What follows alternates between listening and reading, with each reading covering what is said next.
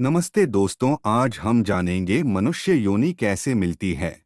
वैदिक विद्वान आचार्य हरिश्चंद्र शास्त्री ने कहा है कि जीव को पूर्व जन्म के संचित कर्मों के आधार पर योनि प्राप्त होती है। संचित शुभ कर्मों के आधार पर ही मनुष्य योनि प्राप्त होती है। यदि पूर्व जन्मों में श्रेष्ठ कर्म नहीं होते तो निकृष्ट कर्मों के अनुसार कीट, पतंग, जीव जंतु, जलचर, थलचर, पशु, पक्षी, वृक्षादि योनियों में जाना पड़ता है। हमने श्रेष्ठ कर्म किए थे, इसलिए हमें मानव का जीवन प्राप्त हुआ। जीव जैसा कर्म करता है उसे वैसा ही फल मिलता है, इसलिए हमें शुभ कर्म करने चाहिए, अशुभ नहीं। उन्होंने कहा कि शुभ व अशुभ कर्मों का फल अवश्य भोगना पड़ेगा। किया हुआ अशुभ कर्म कभी माफ नहीं होता। तीर्थ यात्रा, नदी स्नान आदि कर्म करने से ईश्वर अशुभ कर्मों को माफ नहीं करता। यदि ईश्वर किसी के अशुभ कर्मों को माफ करने लगे तो उन पर अन्याय व पक्षपात करने का आरोप लग जाएगा। मनुष्य का अधिकार केवल कर्म करना है,